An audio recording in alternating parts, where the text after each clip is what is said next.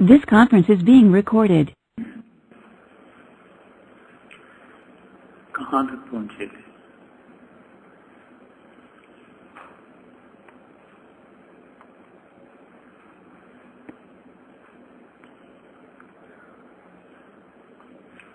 کیا آخری لفظ کیا ہے؟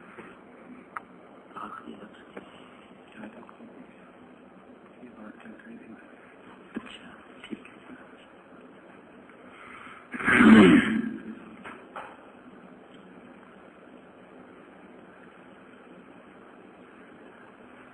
بسم اللہ الرحمن الرحیم. حضرت شاہ صاحب رحمۃ اللہ علیہ کی حجت اللہ میں جس عبارت تک ہم پہنچے تھے، حضرت نے فرمایا وَإِنَّ هَذَا الْعِلْمَ لَهُ طَبَقَاتٌ،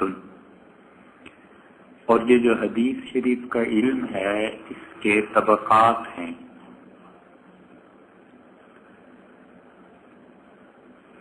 سب سے پہلے یہ ہے کہ جس چیز کا نام علم ہے اس علم کی مختلف شاخیں اور مختلف تقاسیم ہوئی ہیں. ایک تقسیم وہ ہے جو فارابی نے کی ہے، پھر ایک تقسیم وہ ہے جو امام غزالی رحمۃ اللہ علیہ نے کی ہے، پھر ایک تقسیم وہ ہے جو ابو علی سینا نے کی ہے. ابو علی سینا نے اشارات میں یہ تقسیم کی ہے،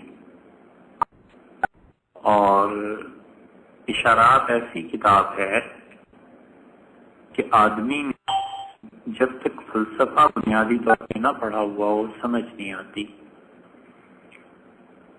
اور کئی جگہ پہ ابو علی سینا فلسفے کو اور طب کو اکٹھا بیان کرتا ہے، تو بڑی مدد لینی پڑے اگر کوئی آدمی پڑھے اور اس کو دلچسپی ہو کتاب کو پورا سمجھنے میں، تو مدد لینی پڑے ڈاکٹر سے کہ اس عبارت کا مطلب کیا ہے.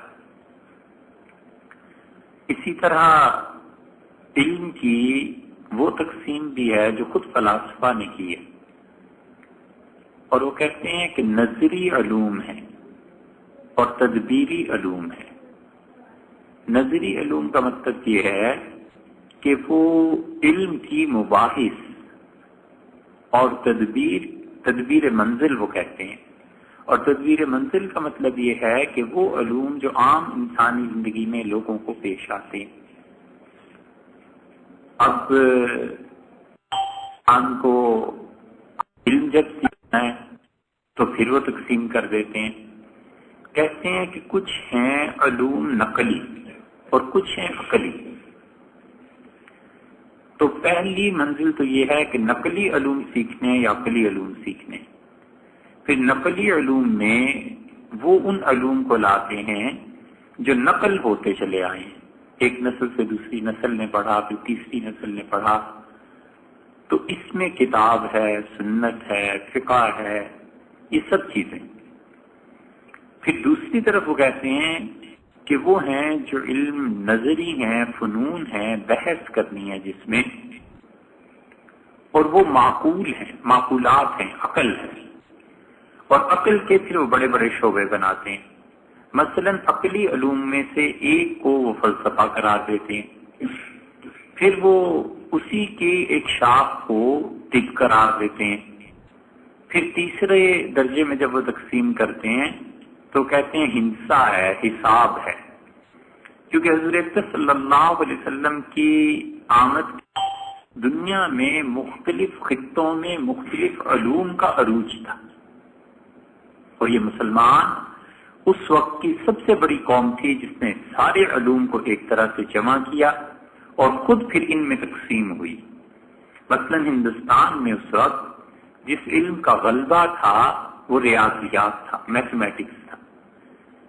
یونان میں جس علم کا غلبہ تھا وہاں کا علم سارے کا سارا فلسفے پہ، الہیات پہ مشتمل. ایران ان کے بازو میں رہتا تھا، عربوں کے، اور ایران میں بھی فلسفے کا زور تھا. اس طرح مختلف علوم کے مرجع اور متعین ممالک تھے جہاں پر پہنچ کے لوگ ان علوم کو حاصل کرتے تھے.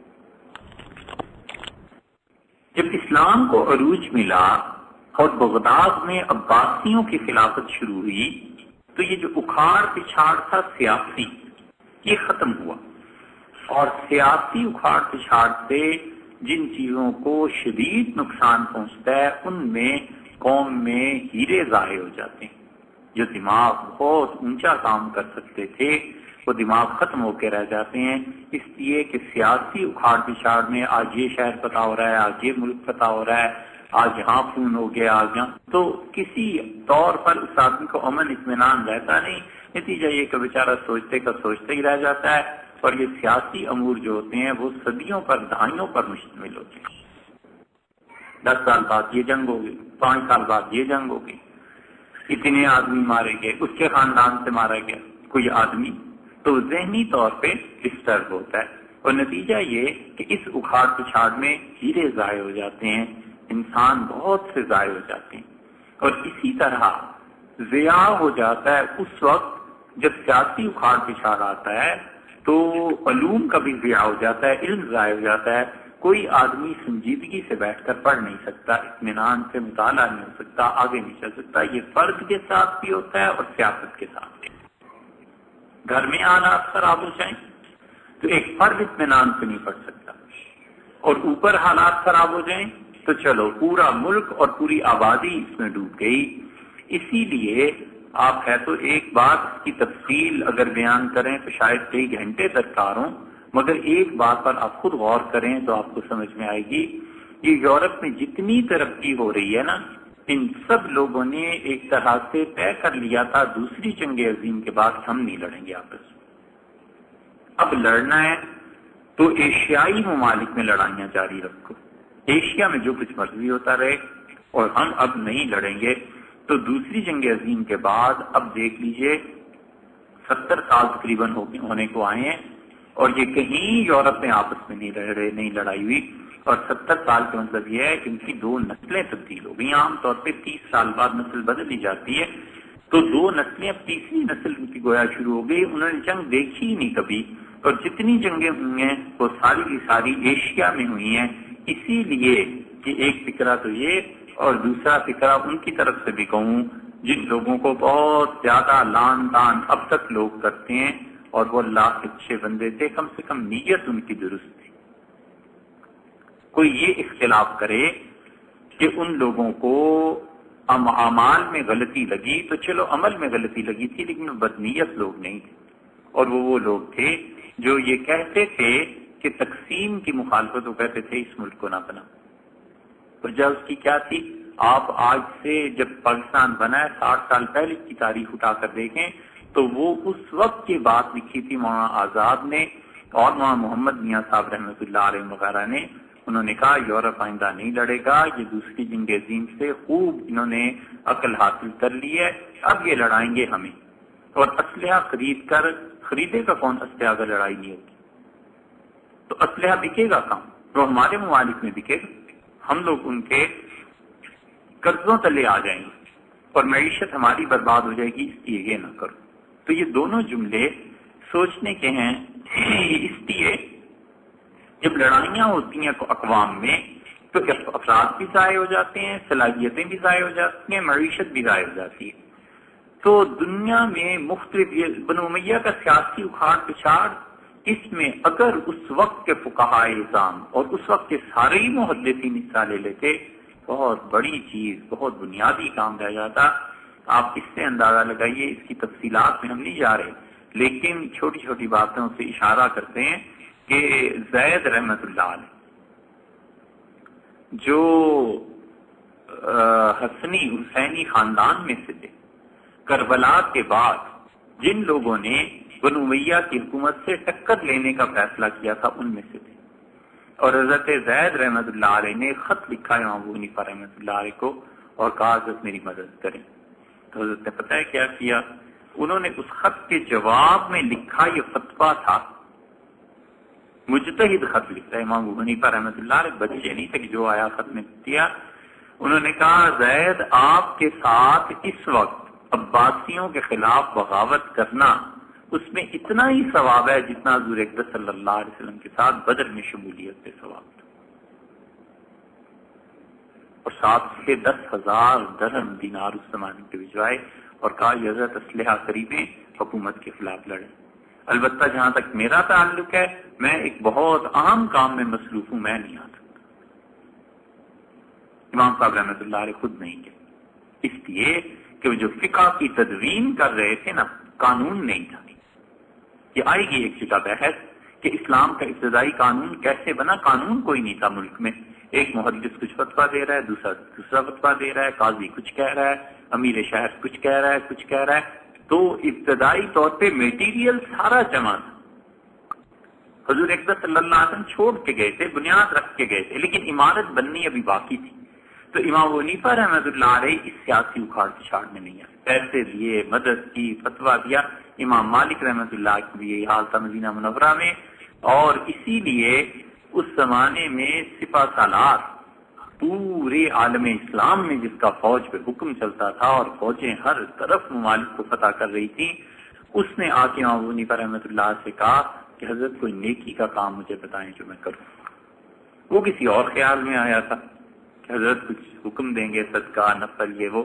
انہوں نے کہا اس وقت تم نیکی کا کام اگر کرنا چاہتے ہو تو حکومت سے استعفیٰ دیں۔ سب سے بڑی نیکی یہ ہے کہ تم اس وقت خون نہ کرو مسلمانوں کا، حکومت کی بات مت مانو۔ حسن ابن قاسبہ نے جب استعفیٰ دیا، حکومت لرز کے رہ گئی۔ حکومت نے کہا یہ کیا ہو گیا؟ تو اس نے کہا اگر آپ کی اطاعت نیکی تھی تو اب تک بہت کر لی، اللہ بخش دے گا، اور اگر یہ گناہ تھا تو اب باقی عمر توبہ میں گزاروں گا۔ اور اس کی پاداش، اس فتوے کی امام صاحب رحمۃ اللہ علیہ کو اس کی قیمت ادا کرنی پڑی، اور انہیں جیل لے گئے، زہر دے دیا، ختم ہو گئے۔ کیونکہ جانتے تھے عباسی کہ اگر یہ شخص زندہ رہا تو یہ اگرچہ عملاً تو کچھ کر نہیں رہا، لیکن جو فتوے ہیں نا یہ بھی ایک عمل سے کم ہے، یہ تو سارے مسئلے ہی اور سے اور ہو جائیں گے۔ تو انہوں نے پھر چن چن کے ان لوگوں کو پکڑنا شروع کیا، آہستہ آہستہ، جو بھی حکومت کے مخالف تھے۔ تو عباسیوں کی حکومت جب جمی ہے تو یہ بنو عباس آئے ہیں 131 ہجری میں۔ اس کے بعد سے لے کے سقوط بغداد تک یہ 650 سال تقریباً بنتے، یہ اسی خاندان کی حکومت رہی ہے۔ اور ان عباسیوں سے کوئی پوچھتا تھا، یہ البدایہ والنہایہ وغیرہ میں کیا کوئی پوچھتا تھا کہ اب آپ کے بعد کون خلیفہ بنے گا، تو کہتے تھے اب تو عیسیٰ علیہ السلام آئیں گے تو نہیں حکومت دیں گے، ہمارے خاندان سے حکومت کہاں جانی۔ لیکن انہیں پتہ نہیں تھا کہ کیا کچھ اللہ نے طے کیا اس دنیا کے بارے میں۔ تو جب سیاسی اکھاڑ پچھاڑ یہ نہیں تھے، اور عباسیوں کے ہاں دور تقریباً آیا ہے ہارون الرشید کے زمانے میں، پھر مامون الرشید کا دور آ گیا۔ مامون الرشید کا دور تو بہت ہی اچھا تھا، اور سٹیبل ہو گئی گورنمنٹ۔ اب علوم کی طرف توجہ ہوئی، اور علم کی طرف توجہ ان کے آباء و اجداد کی بھی تھی، علوم ویہ کی بھی تھی۔ تو دنیا میں جہاں جہاں جو علم تھا وہ ساروں کا مرکز آ کے بغداد بن گیا۔ ہندوستان کے لوگ گئے، یہاں سے یہ اپنا علم لے کے گئے، بہت سی تہذیب اور ثقافت ہندوستان سے گئی۔ یہ پان جو ہے پہلی مرتبہ یہاں سے گیا تو عربوں نے پان کھایا، تو ہارون الرشید نے جب پان کھایا اس سے بڑا پسند آیا کہ یہ عجیب چیز ہے، اور اس نے کہا اس میں اور اچھی اچھی چیزیں شامل کرو۔ سموسا گیا تو اس نے جب سموسے کھائے ہارون الرشید سے بڑا تعجب ہوا کہ دنیا میں یہ چیز بھی بنتی ہے۔ تو اس نے کہا کہ اس میں بجائے سبزی کے، کیونکہ ہندوستان میں تو ہندو رہتے تھے، یہ تو گوشت کھاتے نہیں تھے، اس کے اس میں قیمہ ڈالو۔ تو کہتے ہیں عرب کہ سب سے پہلے قیمے والے سموسے جو تھے یہ ہارون الرشید نے شروع کیے۔ تو ہارون الرشید نے اسی طرح علوم کو بھی لیا۔ مامون الرشید تو سب سے بڑھ گیا، اس نے تو یونان والوں سے مزاج چھیڑا اور اس سے کہا تم بھی اپنا علم ادھر منتقل کرو۔ ان ساری چیزوں کا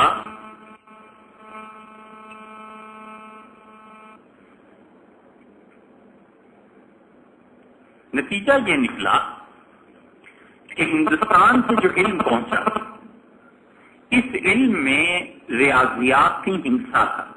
ریاضی کا علم ہندوستان میں کسے کہتے تھے؟ وہ 4 شعبوں پہ مشتمل تھا۔ ان کے اپنے وید، اور اس کے ساتھ ہندی کی شاعری اور فلسفہ جو اس وقت جہاں چلتا ہوگا، میتھمیٹکس، اور میتھمیٹکس کے ساتھ ساتھ جیومیٹری اور موسیقی، یہ ساری چیزیں اس وقت جہاں سے بغداد پہنچی. موسیقی جو تھی یہ ریاضیات کا ایک شعبہ تھا اور جو بچہ جو کچھ بھی پڑھنا چاہتا تھا اسے پڑھاتے تھے. ایک کا کام یہ تھا کہ موسیقی پڑھ لے تو وہ پڑھتا تھا، اس سے باقاعدہ طور پہ کہ عروض کیا ہوتے ہیں، شعر کیا ہوتا ہے، شعر کے اوزان کیا ہوتے ہیں. یونان والوں نے یاد اور منطق بھیجی اور یہ وہ چیز تھی جس نے پورے عالم اسلام کو اس وقت ہلا کے رکھ دیا. اور یہ اللہ کی اس میں جتنی بھی الہیات کی مباحث ادھر سے آئی تھیں، یونانی جو تھے ان کے ہاں اللہ تعالیٰ کے یہ تصورات تھے. اور شاہ صاحب رحمۃ اللہ علیہ آگے بحث کریں گے، امید ہے شاید اس کی تفصیل میں ہم نہ جائیں، بس اس پہ تو عبارت کا ترجمہ ہی کیا جا سکتا ہے. مسئلہ یہ ہو گیا کہ اللہ تعالیٰ ہے کیا، اللہ کی صفات کیا. اب تک جتنے مذاہب ہمارے علم میں آئے ہیں، ہم نے پڑھے ہیں، ہم نے کسی مذہب میں بنیادی طور پہ اللہ کی صفات کو نہیں دیکھا. تورات اور انجیل ہم پڑھتے رہے، دیکھتے رہے کہ کہیں یہ بھی اللہ کی صفات کو مانتے ہیں. اللہ تعالیٰ کی صفات کا کوئی بھی قائل نہیں ہوا.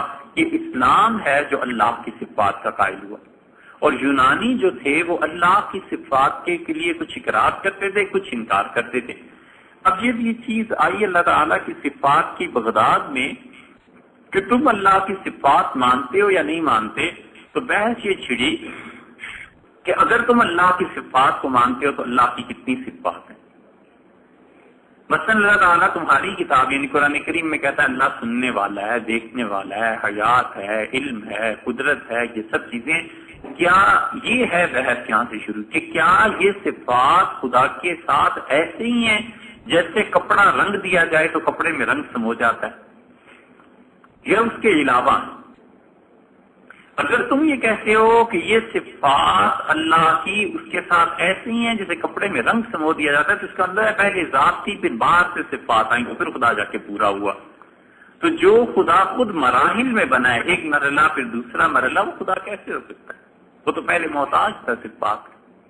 اور اگر تم یہ کہتے ہو کہ اللہ کی صفات اس کی ذات میں شامل نہیں ہے، الگ سے ہیں، تو اس کا مطلب یہ ہے کہ جس آدمی کو علم چاہیے وہ اللہ کی صفت علم کی جب عبادت کرنے لگے تو اسے علم تو حاصل ہو جائے گا، لیکن وہاں ایک کی بجائے دو خدا ہو جائیں گے. ایک خدا کا نام خدا ہے، ایک کا نام علم ہے، ایک کا قدرت ہے، ایک کا حیات ہے، ایک کا دولت ہے.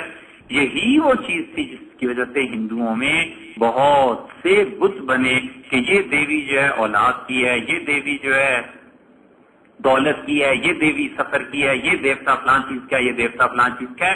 تو اللہ تعالیٰ کی صفات کی بحث پر پہنچ کے انہوں نے مسلمانوں کو اڑا لیا. اب آیا اللہ تعالیٰ کلام کرتا ہے یا نہیں؟ سب نے کہا اللہ کلام کرتا ہے. اچھا اللہ کا کلام آواز کے ساتھ ہے؟ تو محدثین اور فقہا جو تھے انہوں نے کہا اللہ کے کلام کے لیے آواز نہیں ہے. اللہ کے کلام کے لیے آواز نہیں تو پھر بولتا کیسے؟ یہ یونان کے فلسفے کے سارے افسانے تھے اور یہی وہ چیز تھی جس پر آ کر معتزلہ اٹکے اور انہوں نے کہا اللہ کے لیے کوئی صفت نہیں ہے، بس ایسے ہی ہے، آگے ہے، تم اس کو مان لو، ایمان رکھو. اور اس کی کیفیت کی بات کرتے ہو تو صفات اس کی ذات کا حصہ. اور امام احمد ابن حنبل رحمۃ اللہ علیہ سے تسلیم کرنے کے تیار نہیں تھے. معتزلہ کہتے تھے کہ اللہ بولتا ہے. انہوں نے اگلوں نے کہا جب بولتا ہے تو اس کی آواز کہاں گم ہو گئی، وہ کہاں چلی گئی؟ امام احمد ابن حنبل رحمۃ اللہ علیہ سے پوچھا گیا، انہوں نے کہا جی ہوا میں گم ہو گئی. یونانیوں نے کہا اچھا ہوا میں گم ہو گئی تو اس کا مطلب ہے کہ قرآن جو ہے یہ مخلوق ہے، قرآن مٹ جانے والی چیز ہے، اللہ کا کلام مٹ جانے والی چیز ہے. امام احمد ابن حنبل رحمۃ اللہ نے کہا ہم اتنا جانتے ہیں کہ اللہ نے کلام کیا، بس اس سے زیادہ ہم کچھ نہیں جانتے. یہی وہ مسلک تھا جو صحیح تھا اور اب بھی ہے. یہاں پہنچ کے فلسفے نے دھجیاں بکھیر دی. امام احمد ابن حنبل رحمۃ اللہ جو فتنہ اور یہ سب چیزیں جو ہوئی ہیں بنیادی طور پر مسئلہ یہاں سے اٹھا. تو یونان سے فلسفہ پہنچا، ہندوستان سے یہ ہند سے کبھی پہنچا، ایران سے فلسفہ پہنچا. ان سب چیزوں کو مسلمانوں نے سمو لیا اور سمونے کے بعد طب پہنچا تو مسلمانوں نے ان ساری چیزوں پہ کام کرنا شروع کیا. یمن سے طب پہنچا. امام شافعی رحمۃ اللہ علیہ حالانکہ دیکھو 256 ہجری میں ان کا انتقال ہوا ہے، لیکن ایک جگہ فرماتے ہیں کہ افسوس مسلمانوں نے طب کے علم پر محنت نہیں کی وگرنہ بہت سا طب کا علم تھا جو ہم عیسائیوں سے حاصل کر سکتے تھے، حالانکہ مسلمانوں نے کیا ہے، مسلمانوں نے اتنا علم حاصل کیا تھا طب کا، ایک مستقل موضوع ہے، 700 بیڈ کے ہاسپٹل اس وقت مسلمانوں نے قائم کیے جب دنیا میں ان چیزوں کا رواج بھی نہیں تھا، اسپین میں، مصر میں، ہر جگہ ایسی چیزیں تھیں۔ تو یہ جو علم ہے نا، علم کی دو تقسیمیں ہو گئی، ایک منقولات اور ایک معقولات۔ معقولات میں بھی بڑے بڑے لوگ پیدا ہوئے عقل کے اعتبار سے، ابو سینا کو کہیں تو کہنے کو وہ مسلمانوں ہی میں شامل ہوتا تھا، اس نے بڑا کام کیا، فارابی نے کیا، کندی نے کیا، آخر پہ پہنچ کے یہ خیر آباد والے جو تھے انہوں نے فلسفے کو لے لیا، اور خیر آبادی مکتبہ فکر جو تھا کمال کا فلسفہ انہیں آتا تھا، بہت کچھ انہوں نے لکھا ہے۔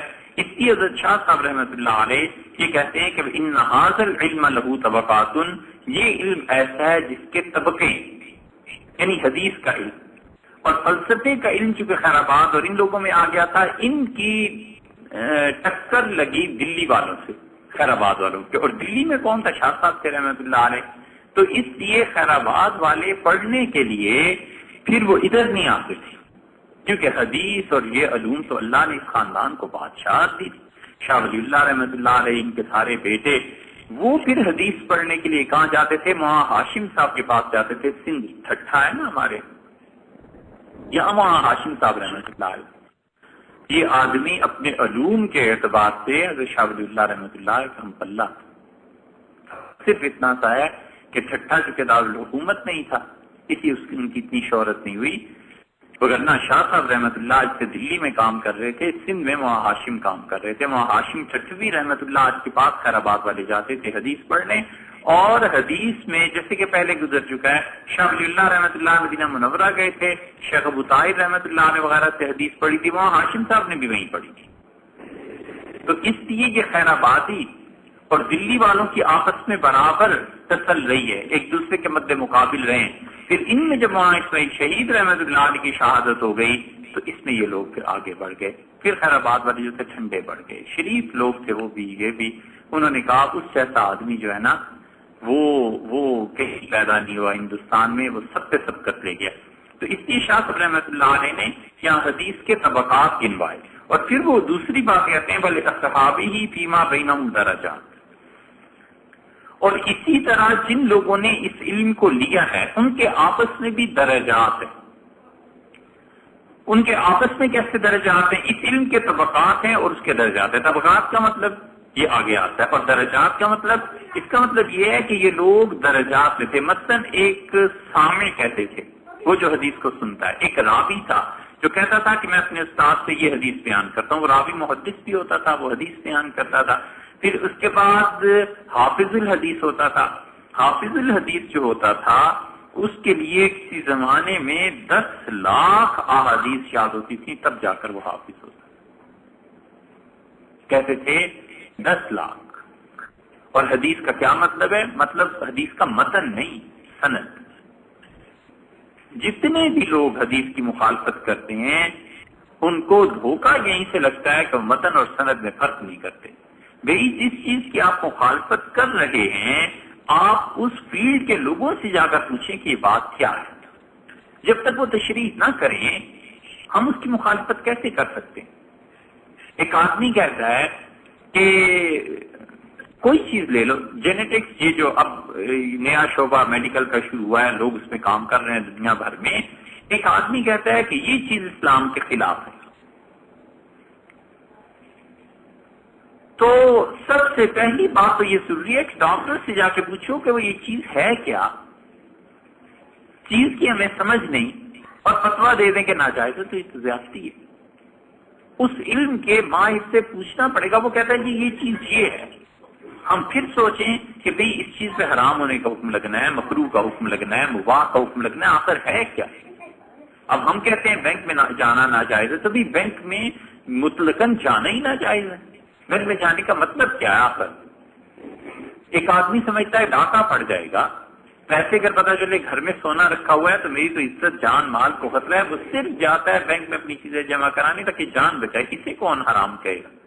اور ایک جاتا ہے سود ہی کا کاروبار کرنے، اسے کون جائز قرار دے گا؟ تو اسی طرح محدثین کے یہاں حدیث کا ایک متن ہوتا ہے، ایک سند ہوتی ہے. مثلا حضرت زین العابدین رحمۃ اللہ علیہ ایک حدیث کو بیان کرتے ہیں، وہ کہتے ہیں مجھ سے میرے والد حضرت حسین رضی اللہ عنہ بیان کیا، ان سے ان کے والد یعنی حضرت علی رضی اللہ عنہ. حضرت علی رضی اللہ عنہ کہتے ہیں حضور صلی اللہ علیہ وسلم بہترین سند ہے، ان سب لوگوں میں کوئی چھوٹ نہیں بولتا تھا. امام ابو حنیفہ رحمۃ اللہ علیہ کہتے ہیں حدیث میں یہ بات مجھ سے بیان کی میرے استاد حماد بن ابی سلیمان نے. حماد کہتے ہیں میں نے ابراہیم نخعی سے سنا. ابراہیم نخعی کہتے ہیں کہ اس حدیث کو میں نے علقمہ سے سنا. وہ کہتے ہیں میں نے حضرت عبداللہ ابن مسعود رضی اللہ عنہ سنا. بہت اچھی سند ہے، کوئی جھوٹ نہیں بولتا. اب آگے تیسری سند آپ دیکھ لیں. امام مالک رحمۃ اللہ علیہ کہتے ہیں میں نے نافع سے سنا. نافع کہتے ہیں میں نے عبداللہ ابن عمر رضی اللہ عنہ سے سنا. وہ کہتے ہیں حضرت عمر رضی اللہ عنہ سنا. وہ کہتے ہیں رسول اللہ صلی اللہ علیہ وسلم سنا. یہ تینوں سندیں اگر آپ دیکھیں تو آگے جملہ کیا ہے؟ وہ جو جملہ ہے نا وہ فرض کر لو تینوں کے ہاں ایک ہی ہے، کوئی جملہ لے لو. مثلا انما الاعمال بالنیات، اعمال کا دار و مدار نیتوں پہ. اب جس محدث کو یہ تین سندیں یاد ہوگی نا، امام ابو حنیفہ رحمۃ اللہ علیہ، پھر حماد، پھر آگے ان کے استاد امام مالک رحمۃ اللہ علیہ، پھر نافع، پھر عبداللہ ابن عمر، پھر زین العابدین رحمۃ اللہ علیہ، پھر ان کے استاد حضرت حسین، پھر حضرت علی رضی اللہ تعالیٰ عنہ. وہ محدث کہے گا میرے پاس تین حدیثیں.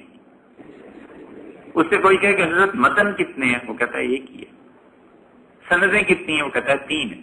حدیثیں کتنی یاد ہیں؟ وہ کہتا ہے تین یاد ہیں. تو ٹھیک کہتا ہے. محدثین کے ہاں حدیث سند کو کہتے تھے، متن بات کی بات تھی. اس طرح سے 10 لاکھ حدیث تھی، 5 لاکھ حدیث تھی. اتنے نام کیسے یاد ہو جاتے تھے یہ ایک الگ مسئلہ ہے. تو جس کو 10 لاکھ حدیث یاد ہوتی تھی کہتے ہیں کہ وہ ہوتا تھا حافظ حدیث. پھر اس سے کم ہو گئے، 6 لاکھ پہ آ گئے، 3 لاکھ پہ آ گئے، 1 لاکھ پہ آ گئے. اور پھر جب سے پرنٹنگ اور یہ چیزیں شروع ہوئی ہیں اب تو سند صرف دیکھی جاتی ہے، حفظ کرنے کے لیے اب وہ صلاحیتیں وہ ایسی چیزیں بھی نہیں رہی. اور اللہ کی مشیت بھی ایسی تھی. جن علوم کو یاد رکھنے کی بات یہ ہے کہ انسانوں کے استعمال میں قدرت نہیں رہنے دیتی، وہ خود فطرت کا تقاضا ہوتا ہے کہ یہ چیزیں اب ختم ہو، اس کی بجائے انسان اب ترقی کر جائے. مثلا مغلوں کی آپ تاریخ پڑھیں نا، اکبر، جہانگیر وغیرہ وغیرہ، تو ان کے ہاں مستقل ایسے افراد رہتے تھے جو زمین پر کان لگاتے تھے. پورا قبیلے تھے. گجرات کی پاکستان میں جو ہے یہاں کے خاندان تھے اور وہ کان لگا کے پھر کہتا تھا کہ اتنے ہزار انسانوں کے چلنے کی آواز آ رہی ہے. پھر وہ کان لگاتا تھا، کہتا تھا اتنے 100 گھوڑے چل رہے ہیں، اتنے اونٹ چل رہے ہیں، اتنے ہاتھی چل رہے ہیں. تو وہ جاسوس تو اطلاع دیتے ہی دیتے تھے. ایک یہ بھی علم کا ذریعہ تھا، وقت کے ساتھ ساتھ ختم ہو گیا. اب کون ہے جو زمین کے اوپر کان رکھے اور بتائے کہ کیا چل رہا ہے اور کیا نہیں چل رہا؟ تو وقت تھا، یہ اسباب اور ذرائع نہیں تھے. قدرت نے انسان کے قوام میں یہ چیز رکھی تھی، بس ترقی ہو گئی، وہ علم آہستہ آہستہ ختم ہو گئے. اسی طرح حافظے اتنے زبردست ہوا کرتے تھے. اب جب چھپنا ہو گیا، یہ چیزیں ہو گئی، سب کی سب چیزیں، اب وہ حافظے بھی نہیں رہے اور انسان کی وہ جو قوت تھی جسے استعمال کرتا تھا نسل در نسل، وہ چیز بھی ختم ہو گئی. تو شاہ صاحب رحمۃ اللہ علیہ کہتے ہیں کہ اس کے درجات ہیں. اب ہمارے یہاں درجے جو رہ گئے ہیں وہ محدث کا رہ گیا، یعنی جسے حدیث آتی ہے، استاد ہے حدیث کا، وہ یہ شیخ الحدیث کا رہ گیا ہے. شیخ الحدیث عام طور پہ اسے کہتے ہیں جو شخص صحیح بخاری اور سنن ترمذی 2 کتابیں پڑھتا ہو یا پڑھاتا ہو، انہیں شیخ الحدیث کا کہہ دیا جاتا ہے. تو یہ درجات پہلے بہت زیادہ تھے. پھر حضرت فرماتے ہیں دیکھو حدیث کو، وَلَهُ قُشُورٌ دَاخِلُهَا لُبٌّ، یہ جو حدیث ہے وَلَهُ قُشُورٌ دَاخِلُهَا لُبٌّ، اس حدیث میں تہی ہیں. قشر تو ہے مصدر، قشر اس میں اسم ہے یعنی چھلکا، آسان ترجمہ یہ ہے. اور چھلکے کے اندر لب ہے، گودا ہے، اور یہ سیپ ہیں، وسطها در، اور ان کے اندر موتی ہے. سیپ ہے اور اس کے اندر موتی ہے، چھلکا ہے اور اس کے اندر گودا. اور علماء رحمہ اللہ نے فی اکثر ابواب، اکثر ابواب اس کے لکھے ہیں. ابواب بنائے ہیں. رسول اللہ صلی اللہ علیہ وسلم نے اس حدیث کو جو فرمایا تھا یہ کس باب کے تحت آتی ہے. مثلا وہ باب باندھتے ہیں ربا کا، سود کا. اب جتنی حدیثیں سود کے متعلق ہیں اس کے ضمن میں درج کر دیں گے. جتنی احادیث نماز کے متعلق ہیں اس چیپٹر میں لے آئیں گے. یہ تو سمجھنا بہت آسان ہے. اور ان سب میں متقی امام مسلم رحمۃ اللہ علیہ تھے. یہ جو حضور صلی اللہ علیہ وسلم فرمایا تھا نا کہ جس آدمی نے مجھ پر جان بوجھ کے جھوٹ بولا وہ جہنم میں جائے گا، امام مسلم رحمۃ اللہ علیہ اتنے محتاط تھے کہ انہوں نے احادیث لکھ دی اور اوپر عنوان نہیں باندھا. انہوں نے کہا یہ حدیث ہے، بس لکھتے چلے گئے، احادیث کو ایک کے ساتھ ایک رکھتے چلے گئے. چیپٹر کے لیے جو ہیڈنگز تھی وہ انہوں نے دی. انہوں نے کہا ممکن ہے اس حدیث میں رسول اللہ صلی اللہ علیہ وسلم کوئی اور بات کہنا چاہتے ہیں، اور میں جو اپنی طرف سے اجتہاد اور استنباط کر کے کوئی چیپٹر بناؤں گا وہ وہاں پسند نہ آئے تو قیامت میں اللہ کے یہاں لینے کے دینے نہ پڑ جائیں. اس کی حدیث کے بارے میں اتنے شدید احتیاط کے ساتھ وہ چلیں جتنا کوئی نہیں چلا. اور نے اپنی کتاب لکھ دی، احادیث ایک کے بعد دوسری، دوسری کے بعد تیسری، پہلو و پہلو رکھتے چلے گئے، لیکن ابواب چیپٹرز کے جو عناوین تھے، عنوان تھے، وہ نہیں باندھے. یہ تو پھر کہتے ہیں کہ امام نووی رحمۃ اللہ علیہ نے آ کے جو عنوان باندھے ہیں، کسی نے بھی باندھے ہوں بہرحال، لیکن اتنے محتاط تھے. اچھا دیکھو اس پہ ایک اور بات بھی کہ محدثین کے سوچنے کا طریقہ اور ہے اور جو فقیہ ہے وہ اور طرح سوچتا ہے. تو یہ ضروری نہیں ہے کہ جس عنوان کے تحت وہ حدیث آ رہی ہے بس وہ وہیں کام آئے گی، دوسری جگہ نہیں کام آئے گی. مثلا حضور اکرم صلی اللہ علیہ وسلم کے سامنے ایک صحابی رضی اللہ عنہ سے کھجوریں رکھی گئی تو دو دو کھانے لگے، تو آپ نے فرمایا ایک ایک کھاؤ. اب سارے محدثین کو دیکھو، وہ اس حدیث کو لاتے ہیں ہمیشہ کھانے کے باب میں کہ کھانا کھانے کا طریقہ یہ ہے، ادب آداب یہ ہے کھانے کا کہ کھجور کھانی ہے تو ایک ایک کھاؤ. محدثین یہی سمجھے. یہی حدیث جب امام ابو حنیفہ رحمۃ اللہ علیہ کے یہاں گئی نا تو انہوں نے اسے کہا کہ کھانے کے باب میں تو یہ ہے ہی ہے، اسے انسانی حقوق کے باب میں رکھنا ہے. الفاظ امام صاحب رحمۃ اللہ کے نہیں ہے، لیکن جو کچھ انہوں نے کیا وہ یہی کیا. انہوں نے کہا اس حدیث کا مطلب یہ ہے کہ سوچیں ہم کہ رسول اللہ صلی اللہ علیہ وسلم نے دو دو کھجوریں کھانے سے کیوں منع فرمایا، ایک ایک کا کیوں کہا. تو انہوں نے کہا اس کا مطلب یہ ہے کہ وہ چیز جس پہ سب کا حق بنتا ہو اس میں سے اپنا حق اتنا ہی وصول کرنا چاہیے جتنا تمہاری اپنی ذات کا حق ہے، باقی دوسروں کے لیے چھوڑ دینا چاہیے. مشترکہ حقوق میں سے جہاں بھی مشترکہ حقوق ہیں، مختلف لوگوں کا حق بنتا ہے، صرف اپنا حق لو، دوسروں کے حق پہ قبضہ نہ کرنا. امام صاحب رحمۃ اللہ علیہ سے انسانی حقوق کے باب میں لے گئے اور اس اصول کے تحت انہوں نے سینکڑوں مسائل ثابت کیے. مثلا آج کل کے مسائل میں فرض کر لیجئے بلڈنگ ہے، 10 خاندان رہتے ہیں، 10 گاڑیاں پارک کرنے کے لیے 20 کے لیے جگہ بنا دی. اب ایک آدمی اپنی گاڑی ایسے پارک کرتا ہے کہ وہ 3 گاڑیوں کی جگہ گھیر لے. تو امام صاحب رحمۃ اللہ کہتے ہیں یہ جائز نہیں ہے. تمہارے لیے 2 گاڑیوں کی جگہ بنتی ہے، 2 ہی کو لے سکتے ہو، تیسری تمہارے لیے جائز نہیں ہے کیونکہ رسول اللہ صلی اللہ علیہ وسلم نے کھجور ایک ایک کھانے کا ارشاد فرمایا تھا، 2 سے منع کر دیا. کتنا مختلف انداز ہے مجتہد کے سوچنے کا جو قانون جانتا ہے یا قانونی نکات کی بحث جو کر سکتا ہے، اور ایک عام محدث کے سوچنے کا یہ ہے فرق. شادی پہ گئے، دعوت پہ گئے تو گوشت آ گیا، کوئی چیز آ گئی. اب اس میں سے اگر وہ سوچتا ہے کہ یہاں پر 50 آدمی ہیں، کھانا یہ ہے، اس 50 کو اگر تقسیم کیا جائے تو میرے حصے میں 2 بوٹیاں آ سکتی ہیں، 3 آ سکتی ہیں. اب وہ 2-3 ہی کھا سکتا ہے. اب وہ پلیٹ ہی بھر لے تو اس نے دوسروں کے مشترکہ حقوق پر غصب کیا، ڈاکہ ڈالا، دوسروں کے حق کو اس نے برباد کر دیا. امام ابو حنیفہ رحمۃ اللہ فرمائیں گے یہ کھانا جائز نہیں ہے کیونکہ مشترکہ حقوق سے تم اتنا ہی حصہ لو جتنا تمہارا حصہ اپنا بنتا ہے، تو محدث میں اور فقیہ جو قانون والا ہوتا ہے نا، ان کے سوچنے میں یہ فرق ہوتا ہے. اس لیے ہوتی تو حدیث ہی ہے، لیکن وہ کس رنگ سے دیکھتا ہے، یہ کس رنگ سے دیکھتا ہے.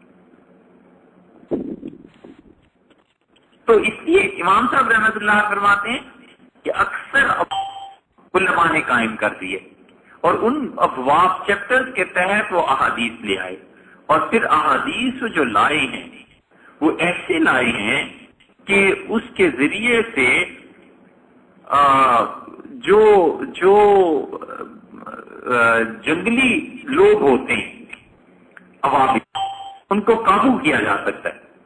لیکن مطلب یہاں یہ ہے کہ پیچیدہ ترین مسائل جو ہیں وہ ان کو حل کیا جا سکتا ہے.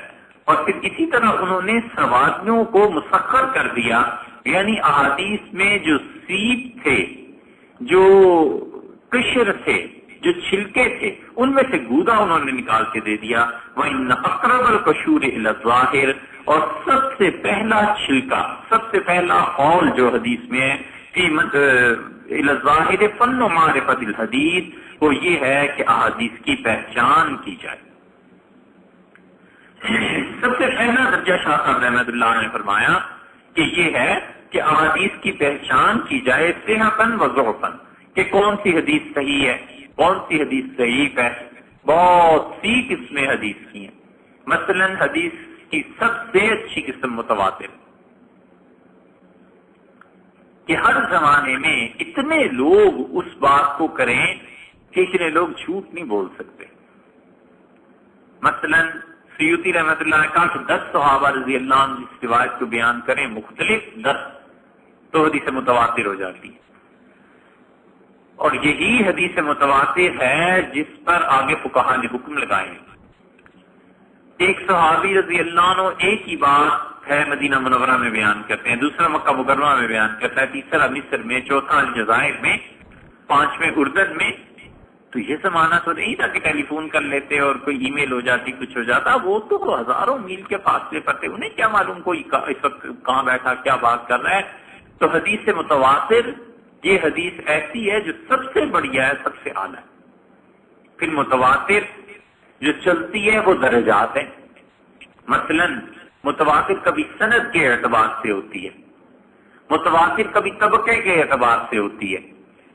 اور فقہا کے یہاں جب یہ مسئلہ کیا کہ اگر متواتر حدیث اور کوئی انکار کر دے، انہوں نے کہا یہ کفر ہے. وجہ اس کی یہ ہے کہ وہ انکار کر کے یہ کہنا چاہتا ہے کہ حضور اقدس صلی اللہ علیہ وسلم سب لوگ جھوٹ بولنے لگ گئے.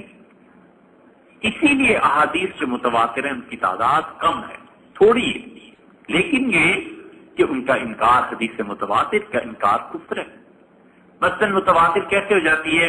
ایک صحابی رضی حضور اقدس صلی اللہ علیہ وسلم جمعے کے دن خطبہ دیا، دوسرے نے بیان کیا. اب پورا طبقہ ہے بھائی، مسجد نبوی میں سینکڑوں آدمیوں نے اس عمل کو دیکھا ہے. اس کے بعد تابعین نے نقل کیا، تبع تابعین نے نقل کیا. اب ایک آدمی اٹھتا ہے اور کہتا ہے حضور صلی اللہ علیہ وسلم جمعے کے دن خطبہ ہی نہیں دیتے تھے. یہ تو بات ہی غلط ہے. تو یہ جو وہ کہہ رہا ہے یہ کفر اس لیے ہے کہ صحابہ رضی اللہ عنہ سب پر جھوٹ بولنا لازم آئے گا. ایک ایسی چیز جس کو انہوں نے دیکھا اور اس کے باوجود وہ یعنی بات والا کہتا ہے کہ انہوں نے نہیں دیکھا یا دیکھا ہے تو جھوٹ بول. حضور اقدس صلی اللہ علیہ وسلم کھڑے ہو کے خطبہ دیا. ایک تھے جنہوں نے بیٹھ کے خطبہ دیا تو صحابہ رضی اللہ عنہ نے اعتراض کیا. انہوں نے کہا اسے دیکھو یہ بیٹھ کے خطبہ دے رہا ہے، حجاج ابن یوسف سے بیٹھ کے خطبہ پڑھو. تو ابو سعید اور عبداللہ ابن عمر رضی اللہ عنہ وغیرہ انہوں نے شدید اعتراض کیا اور انہوں نے کہا کہ دیکھو اسے، یہ بیٹھ کر خطبہ دے رہا ہے اور اللہ نے قرآن میں کہا وَتَرَكُوكَ قَائِمًا، اور جب آپ خطبہ دینے کے لیے کھڑے ہوتے ہیں. انہوں نے قرآن سے دلیل لائی کہ خطبہ جمعے میں کھڑے ہو کے دینا چاہیے. تو اس طرح استنباط ہوتا ہے. شاہ صاحب رحمۃ اللہ علیہ کہتے ہیں حدیث میں صحت اور ذوق کا حکم. اچھا اسی طرح متواتر کو چھوڑ دیں تو مرفوع حدیث ہے، مشہور ہے، 36-37 تو موٹی موٹی قسمیں. پھر حدیث صحیح کیا ہے، ضعیف کیا ہے. یہ صحیح اور ضعیف یہ اردو والے نہیں ہیں بلکہ ان کے اپنی ٹرمز ہیں کہ حدیث کیسے ضعیف ہوتی ہے.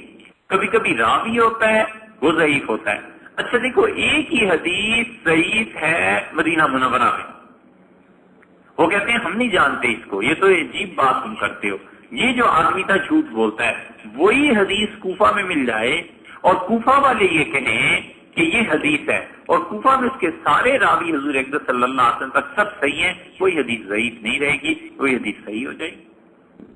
مدینہ منورہ والے بچے ضعیف سے کہیں، لیکن کوفہ والے سے ضعیف نہیں کہتے، وہ کہتے ہیں ہمارے پاس دوسری سند سے پہنچی ہے یہی روایت، تیسرے شہر والے کہتے ہیں تیسری سند سے، تو اس لیے احادیث پر حکم لگانا یہ اتنا آسان نہیں، پر استفاضتاً، اور پھر شاہ صاحب رحمۃ اللہ نے فرمایا حدیث کبھی مستفیض ہوتی ہے اور غرابتاً وتصدى له جہابذۃ المحدثین، اور مشہور غریب ان احادیث اس فن کی طرف توجہ کی، تصدى له اس کی طرف توجہ کی جہابذۃ المحدثین، محدثین میں جو بڑے بڑے لوگ تھے نا انہوں نے اس کی طرف توجہ کی۔ تو سب سے پہلی بات حدیث میں یہ دیکھی گئی کہ حدیث صحیح ہے ضعیف ہے، آدمی جھوٹ بول رہا ہے نہیں جھوٹ بول رہا، کیا ہے والحفاظ من المتقدمین، اور امت میں جو متقدمین گزر گئے پرانے لوگ حافظ تھے حدیث کے، انہوں نے احادیث کو بالکل چھان کے رکھ دیا، بڑی محنت کی، بڑی محنت کی۔ عمر بن عبدالعزیز رحمۃ اللہ علیہ، ان کو اللہ نے اس کی توفیق دی تھی اور انہوں نے خط لکھا اور احادیث منگوائی۔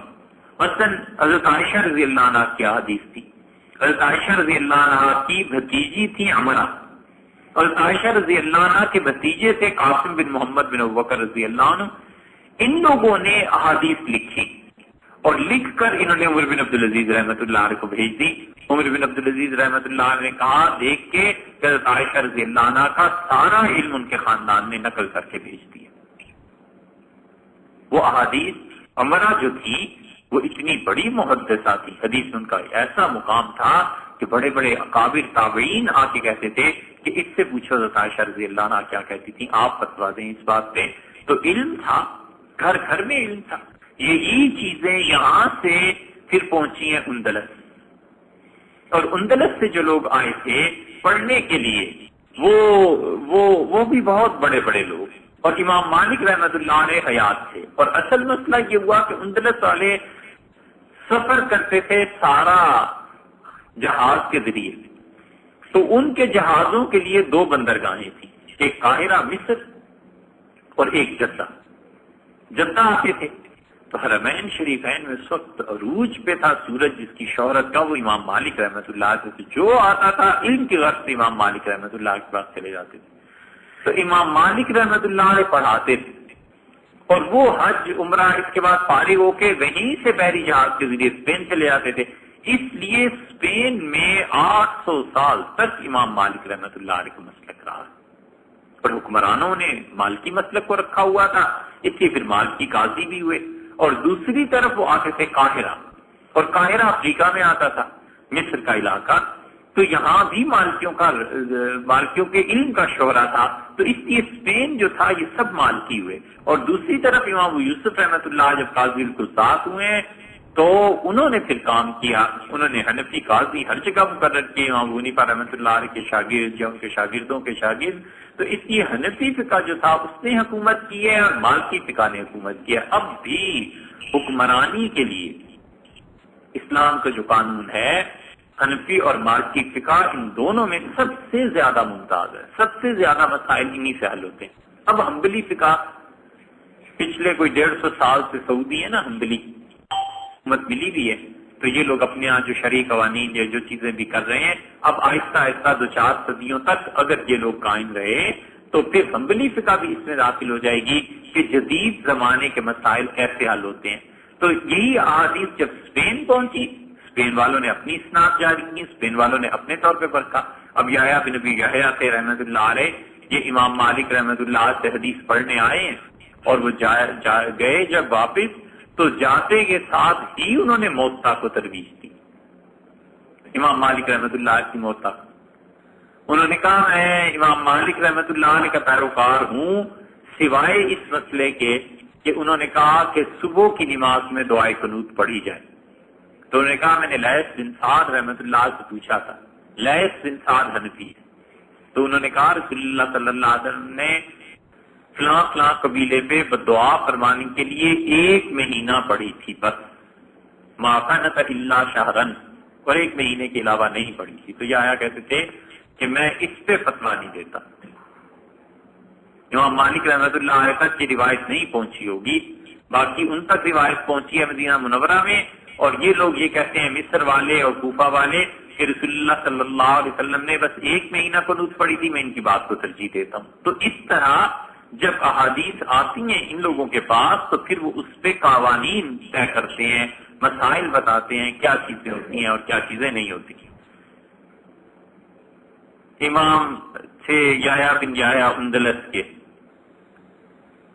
مدارک قاضی ایاز نے جو لکھی ہے، ایاز کی ہے مدارک مالکی فقہا کے حالات میں. تو ان سے کسی نے ایک سوال پوچھا ہے، اور اس نے سوال یہ پوچھا کہ یہ جو قیامت میں لوگوں کے اعمال تولے جائیں گے تو جو ترازو ہوگا اس کے پلڑے سونے کے ہوں گے یا چاندی؟ تو انہوں نے اسے جواب لکھا ہے، اور انہوں نے کہا میں امام مالک رحمۃ اللہ کے پاس گیا تھا، مدینہ منورہ حاضر ہوا تھا، تو انہوں نے مجھے حدیث سنائی تھی، اور پھر سند لکھ کے کہتے ہیں کہ رسول اللہ صلی اللہ علیہ وسلم نے فرمایا آدمی کا دین اس وقت پورا ہوتا ہے جب وہ فضول سوالات کو چھوڑ دے. اور پھر اس کے بعد ایک اور جملہ بھی لکھا ہے، اور لکھا ہے آگے کہ یہ حدیث سیکھنے کے بعد کہتے ہیں اور تم بھی ان قریب وہیں پہنچ جاؤ گے تو پتہ چل جائے گا کہ سونے کے پلڑے ہوتے ہیں کہ چاندی کے. السلام. تو ان کے حالات میں یاد آ گیا. اور دوسرے آدمی اسد ابن فرات تھے، یہ بھی پڑھنے آئے تھے وہیں، اور بہت بڑے آدمی تھے، اللہ نے بہت کام دیا. اسد ابن فرات رحمۃ اللہ علیہ کو اللہ تعالیٰ نے پورے اندلس اسپین کا امام گویا بنایا. یہ امام مالک رحمۃ اللہ علیہ کے پاس آئے، اور انہوں نے ان سے کہا کہ حضرت اگر یوں ہو جائے تو پھر کیا ہو؟ یہ جو اگر کر کے سوال کرنے لگے، امام مالک رحمۃ اللہ 2-3 دن سنتے رہے. پھر انہوں نے کہا کہ لڑکے یہ ہمارے شہر میں ایسے نہیں ہوتا کہ فرضی مسائل پڑھو اور ان کے جوابات لو، یہ مزاج ہے کوفہ والوں کا. تو اگر تمہیں اتنی چیزیں چاہیے تو وہاں میرے ایک شاگرد ہیں ان کے پاس چلے جاؤ. اور انہوں نے بھیجا امام محمد رحمۃ اللہ علیہ، اور امام محمد رحمۃ اللہ علیہ سے انہوں نے پھر فرضی مسائل کہ حضرت اگر یوں ہو جائے تو کیا ہو، اگر یوں ہو جائے. امام محمد رحمۃ اللہ بڑے خوش ہوئے. انہوں نے کہا یہ ایک آیا ہے پڑھنے کے لیے، اور نے کہا میرے پاس وقت نہیں ہے تمہیں پڑھانے کا، باقی یہ ہو سکتا ہے کہ رات کو سونے سے پہلے پڑھا دوں. تو اس نے کہا مجھے یہی منظور ہے. تو اسد رحمۃ اللہ کہتے ہیں مجھے انہوں نے پڑھایا اس طرح کہ امام محمد رحمۃ اللہ کا جسم بہت بھاری تھا، صحت بہت اچھی تھی، تو انہیں نیند آتی تھی بہت. تو پانی کا ایک پیالہ ساتھ رکھ لیتے تھے اور پانی میں ہاتھ ڈال کے اپنے منہ پہ پھیرتے رہتے اگر انہیں نیند آتی تھی، اور اگر میں سونے لگتا تھا تو پانی اٹھا کے میرے منہ پہ ڈالتے. پھر میں نے ان سے کہا 6 مہینے کے بعد کے پیسے ختم ہو گئے، میں اب چاہتا ہوں. تو انہیں پیسے دی، انہوں نے کہا تم پڑھو. تو اسد ابن فرات جب واپس گئے ہیں تو انہوں نے حنفیوں کے حصول لے لیے اور مالکیوں کے فتوے لے لیے. اس لیے یہ اسد ابن فرات رحمۃ اللہ علیہ نے وہاں پر قاضی مقرر کیے اسپین میں. یہ پوری اندلس کی ایک تاریخ ہے کہ وہاں پر فقہ مالکی کو عروج کیسے ملا. شاہ صاحب رحمۃ اللہ علیہ کہتے ہیں یہ جو متقدمین میں حفاظ تھے حدیث کے اور بڑے بڑے محدثین تھے، ان لوگوں نے پہلا کام یہ کیا کہ حدیث پر حکم لگایا کہ حدیث صحیح کون سی ہے، ضعیف کون سی. ثم یتلو، پھر اس کے بعد چلے فن معانی غریبی ہا وضبط مشکلی ہا. پھر انہوں نے دوسرا درجہ جو رکھا وہ یہ تھا کہ احادیث کے مشکل الفاظ وتصدى له ائمة الفنون الادبیة والمتقنون من علماء العربیہ، کہ کلمات کیا ہیں. رسول اللہ صلی اللہ علیہ وسلم نے جو احادیث بیان کی ہیں، جو عربی کا یہ لفظ ہے، اس لفظ کے معنی کیا ہیں. یہ ایک زبان صدیوں میں جا کر یہ پختہ ہوئی تھی عربی، اور اس جیسی فصیح زبان تھی نہیں کوئی دنیا میں. تو اللہ نے اسی زبان کو چنا اور اسی میں قرآن کریم کو نازل فرمایا. اور وجہ اس کی یہ بھی تھی کہ اس جیسی زبان کوئی تھی نہیں کہ مطالب کو ادا کیا جاتا. اس لیے علماء میں مستقل ایسے علماء ملیں گے جنہوں نے حدیث میں صرف اس موضوع پر کتابیں لکھی ہیں کہ حدیث میں یہ جو لفظ آیا ہے اس کے کیا معنی ہے. مثلا آپ دیکھیں تو دوسری قسم جو حضرت بیان کر رہے ہیں فن روایت کے بعد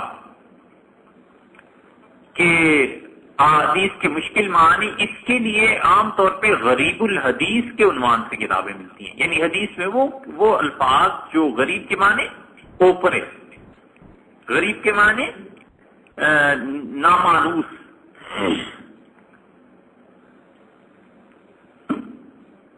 ایسے الفاظ جو عام طور پہ سننے میں نہ آئے. تو غریب الفاظ جو ہیں ان پر محدثین بحث کرتے ہیں کہ رسول اللہ صلی اللہ علیہ وسلم نے یہ لفظ کہا، اس لفظ کے معنی عربی میں کیا آتے ہیں.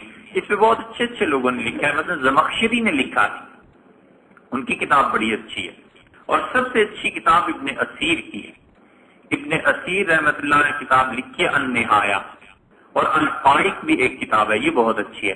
اس النہایہ وغیرہ کا ترجمہ دیکھنا ہو تو یہ انہوں نے کیا ہے علامہ وحید الزمان صاحب نے. وحید الزمان یہ اہل حدیث علماء میں سے تھے. وحید الزمان آگے بھی کچھ آتا ہے ان کے نام کے ساتھ. کہاں کے تھے؟ حیدرآباد کے کہاں کے؟ بہرحال انہوں نے حدیث کی اس النہایہ ہی کا ایک طرح سے ترجمہ کر دیا.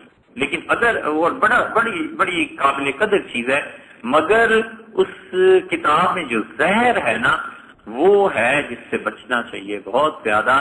اس کو بہت کیئرفل ہو کے پڑھنا پڑتا ہے، کیونکہ جب آتی ہے بنو امیہ کی بات اور جب آتی ہے سیدنا علی رضی اللہ عنہ کی بات تو وہ ایک دم سے پٹری سے اتر جاتے. حضرت معاویہ رضی اللہ عنہ کو گمراہ ایسے جملوں سے یاد کرنا، حضرت معاویہ رضی اللہ عنہ پہ بہت زیادہ تنقید، ایسے الفاظ جو مناسب نہیں ہے کسی بڑے آدمی کے متعلق کہنے، یہ اس میں ملے گا. لغات الحدیث کے نام سے اب چھپ گئی ہے، 4 جلدوں میں عام طور پہ مل جاتی ہے. اور اسی طرح جب سیدنا علی رضی اللہ عنہ کے بارے میں بات کریں گے، سیدنا علی رضی اللہ عنہ کے کیا کہنے، خلیفہ راشد تھے، حضور اقدس صلی اللہ علیہ وسلم کے داماد تھے، ساری فضیلتیں، لیکن اس میں امامت کا وہ نظریہ جو اہل تشریع کے ہاں ہے اس کو یہ بھی بیان کرتے ہیں کئی جگہ. تو ان چیزوں سے ہٹ کے اس سے ذرا آدمی محتاط رہے. باقی ان کی کتاب غریب الحدیث، یہ جو ہے لغات الحدیث، یہ اصل میں ابن اسیر کی النہایہ ہی کا ایک ترجمہ. اسی طرح بہار الانوار، بہار الانوار بھی ایسی کتاب ہے جس میں احادیث کے مشکل الفاظ پر بحث کی گئی ہے، گویا کہ ایک طرح کی ڈکشنری ہے. بہار الانوار بہت اچھی کتاب ہے، بہت عمدہ کی گئی. اس میں بس ایک حدیث ایسی ہے جو انہوں نے نقل کی ہے کہ حضرت عائشہ رضی اللہ عنہا نے کہا کہ رسول اللہ صلی اللہ علیہ وسلم نے فرمایا کہ نبی کریم صلی اللہ علیہ وسلم کو آخری رسول نہ کہو، ان کے بعد حضرت عیسیٰ علیہ السلام بھی. یہ جو بات ہے نا بس انہوں نے ہی لکھی ہے.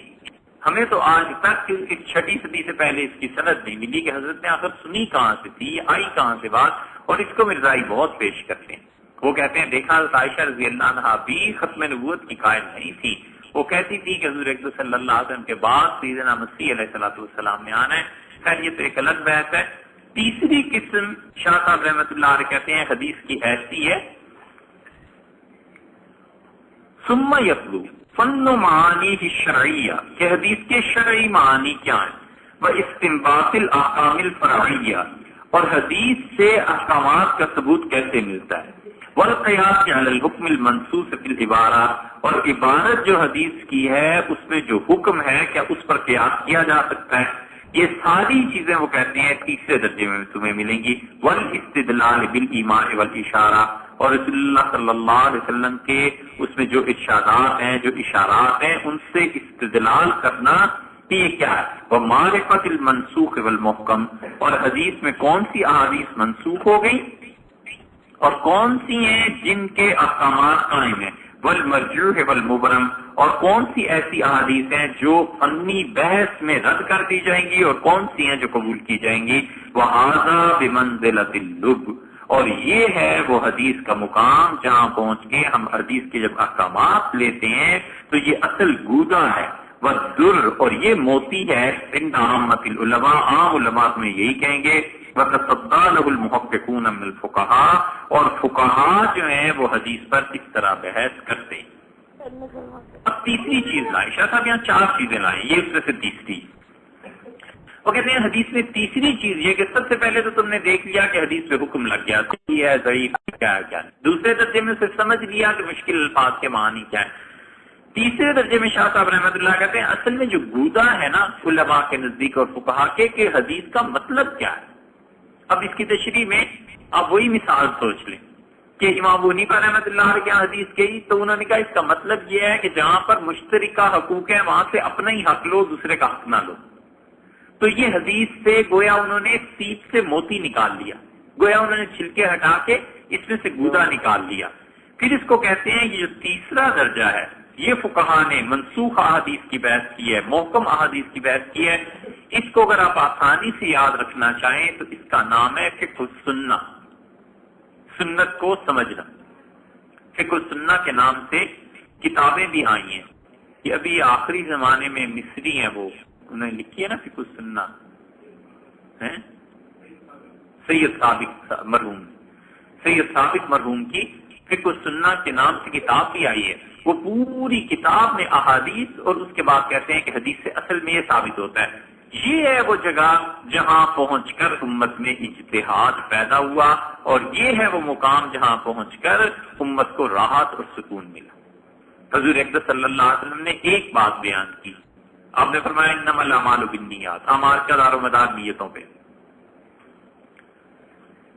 یہ حدیث فقہا کے یہاں گئی، فقہا نے کہا اس کا مطلب یہ ہے کہ اگر نیت ہوگی تو حکم ثابت ہوگا، اگر نیت نہیں ہوگی تو حکم بھی ثابت نہیں ہوگا۔ مثلا ایک آدمی نے نہانا ہے، بارش میں کھڑا ہو گیا، سوئمنگ کے لیے گیا اور پول میں اس نے غوطہ لگایا، اب وہ باہر نکلا، اس نے کہا کہ مجھے تو نہانا تھا، تو پوچھتا ہے دوسرا کہ بھئی تم نے نیت کی تھی پاک ہونے کی؟ کہتا نہیں کی تھی۔ وہ کہتا ہے حضور نے فرمایا صلی اللہ علیہ وسلم نے کہ اعمال کا دار و مدار نیتوں پر ہے، تو عمل تو تمہارا ٹھیک ہے نہانے کا، لیکن تمہاری نیت نہیں تھی لہذا تم پاک نہیں ہوئے۔ یہ امام شافعی رحمۃ اللہ علیہ کا مسلک ہو گیا۔ یہی حدیث امام ابو حنیفہ رحمۃ اللہ کے پاس گئی، انہوں نے کہا بھئی کیوں نہیں پاک ہوا؟ تو پاک ہو گیا اس لیے کہ پانی کو اللہ نے بنیادی طور پر نازل ہی پاکیزگی کے لیے کیا۔ اللہ نے فرمایا کہ ہم نے آسمان سے پانی نازل کیا طہوراً، طہارت کے لیے، پاکیزگی کے لیے، تو جب وہ پانی میں داخل ہوا تو نیت تھی یا نہیں تھی؟ پاک ہو گیا۔ ہاں تم یہ کہہ سکتے ہو کہ وہ بغیر نیت کے پاک ہو گیا ہے، تو پاک ہونے پر جو ثواب ملنا تھا نا اسے ثواب نہیں ملا۔ پاکیزگی کے لیے بھی ثواب تھا، آخر نہ آیا ہے، اللہ کا حکم پورا کیا اس نے تو ثواب ملنا چاہیے تھا۔ امام صاحب رحمۃ اللہ فرمایا اس حدیث کا مطلب یہ ہے کہ اعمال کا دار و مدار نیتوں پر ہے، یعنی اعمال کے ثواب کا دار و مدار نیت پر ہے، اعمال کے ثواب کا دار و مدار۔ امام شافعی رحمۃ اللہ فرمایا نہیں، ثواب کی بات نہیں، اصل میں عمل ہی نہیں ہو سکتا جب تک کہ نیت نہ ہو۔ تو یہ اجتہاد ایسے ہوا، اور اس اجتہاد کی وجہ سے امت کو بڑی سہولت ہو گئی، بہت زیادہ سہولت ہو گئی۔ اس اجتہاد کی وجہ سے مجتہدین نے پھر مختلف مسالک اپنائے، مختلف آگے فتوے ہوئے۔ تو شاہ صاحب رحمۃ اللہ علیہ کہتے ہیں یہ تیسری ہے۔ اسی طرح قرآن کریم میں دیکھ لیجیے، قرآن کریم میں کم آیات ایسی ہیں جن سے مسائل ثابت ہوتے ہیں۔ مثلا اللہ تعالیٰ نے جو فرمایا کہ جنت میں جائیں گے یا جہنم میں جائیں گے، اس سے شرعاً کیا مسئلہ ثابت کر رہا ہے؟ کچھ بھی نہیں۔ اللہ تعالیٰ نے سزا کا ذکر کیا، انعام کا ذکر کیا، شرعاً تو کوئی مسئلہ عملی زندگی کے لیے ثابت نہیں ہوتا نا۔ عملی زندگی کے لیے تو یہ یقیناً ثابت ہوتا ہے کہ جنتیوں سے کام کرو، جہنمیوں کے کاموں سے بچو، مگر عملی زندگی۔ اس لیے مفسرین نے، فقہا نے قرآن کریم کو بھی پڑھا تو انہوں نے کہا اس میں سے جن جن آیات سے مسائل ثابت ہوتے ہیں ان کو الگ کر لو۔ ملا جیون جو استاد تھے سلطان اورنگزیب رحمۃ اللہ علیہ کے، انہوں نے ان آیات کو الگ کیا، تو انہوں نے کہا میرے نزدیک 500 آیات ہیں قرآن کریم میں جس سے مسائل ثابت ہوتے ہیں، اور انہوں نے تفصیل لکھ دی اور اس کا نام انہوں نے رکھا التفسیرات الاحمدیہ، چھپ گئی ہے، ملتی ہے۔ کچھ علماء سے ان کا 300 آیات ایسی ہیں جن سے مسائل ثابت ہوتے ہیں، اور انہوں نے بحث کی، اور یہ فقہا تھے ایک ایک لفظ پر غور کرتے تھے، اس سے معانی ثابت کرتے تھے، اصول ثابت کرتے تھے، اور اصول کے مطابق پھر وہ مسائل ہوتے. مثلا یہ اصول طے ہو گیا کہ نیت پر ثواب کا دار و مدار ہے. اب امام صاحب رحمۃ اللہ فرمایا کہ یہ بھی سوچ لینا کہ کوئی عمل ایسا بھی ہے جس عمل کو تم کرو اور تمہاری نیت نہ ہو اور پھر بھی ثواب ملے.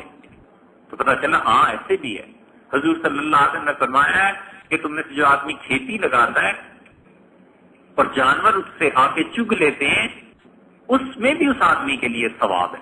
حالانکہ اس کی نیت تو کیا سوچیں آپ، عمل یہ ہوتا ہے کہ وہاں پہ چیزیں کھڑی کر دیتا ہے تاکہ پرندے اڑتے ہوئے اس جگہ آ کے بیٹھے نہ اور ڈر کے بھاگ جائیں، لیکن اس کے باوجود اس سے ثواب ہے. اب امام صاحب رحمۃ اللہ علیہ نے اس ایک حدیث سے کتنے مسائل ثابت کیے. فقہا نے ایک اصول لکھا، اصول کے تحت 10 مسائل آ گئے، 20 آ گئے، 100 آ گئے، 1000 آ گئے. یہ سب چیزیں ایسے ہی ہوتی ہیں کہ اصول کے تحت پھر اس طرح چیزیں نکلتی.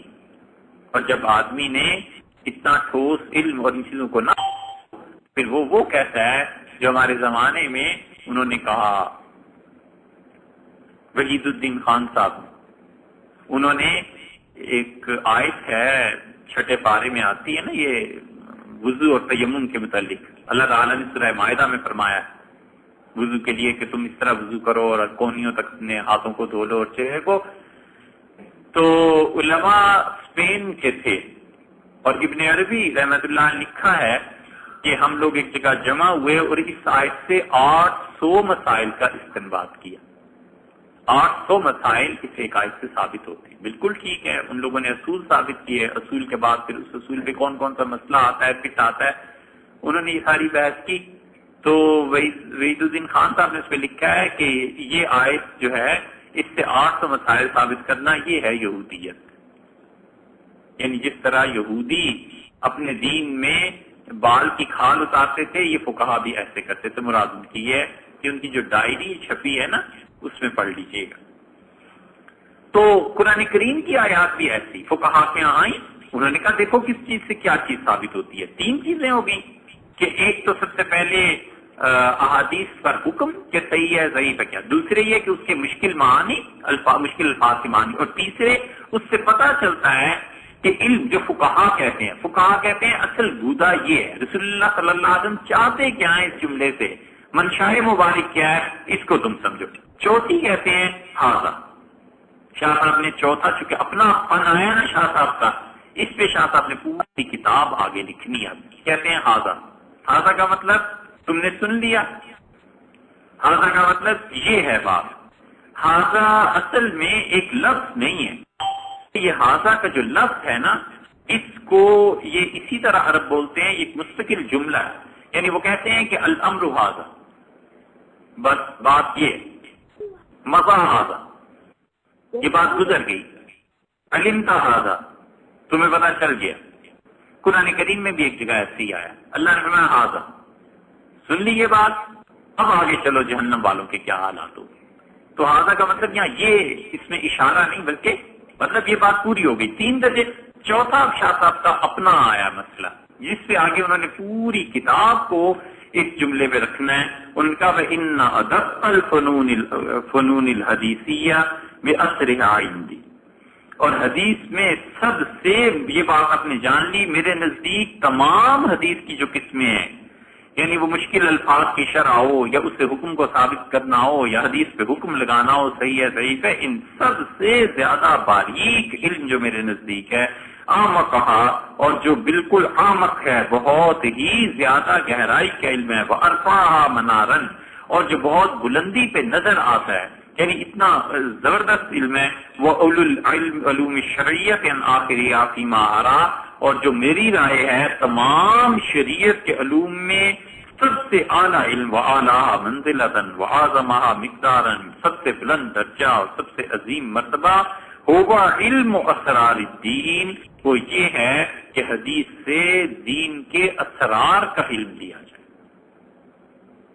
دین کی حکمت سیکھی جائے کہ حکمت کیا ہے. وہ کہتے ہیں ایک گروہ وہ ہے جو مشکل الفاظ کا ترجمہ کرتا ہے، گروہ وہ ہے جو حدیث کے صحیح اور غلط ہونے کا حکم، ایک گروہ وہ ہے جو اس سے حکم ثابت کرتا ہے. آخر اس کام میں حکمت کیا ہے؟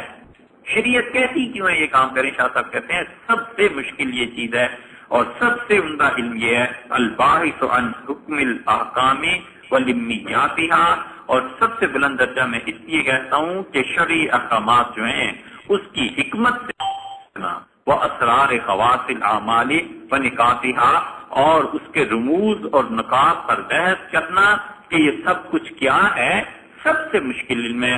فہو واللہ، تو یہ علم اللہ کی قسم ہے، احق العلوم بان یصرف فیہ من اطاقت نفائس الاوقات، یہ علم اس قابل ہے کہ اللہ نے جس کو اس علم کے سمجھنے کی صلاحیت دی ہو اسے چاہیے کہ اپنی زندگی کے اوقات اس بحث میں صرف کرے، اس علم کو سیکھے کہ اس علم میں آخر حکمت کیا ہے، رسول اللہ صلی اللہ علیہ وسلم نے یہ کام کرنے کا حکم کیوں دیا ہے۔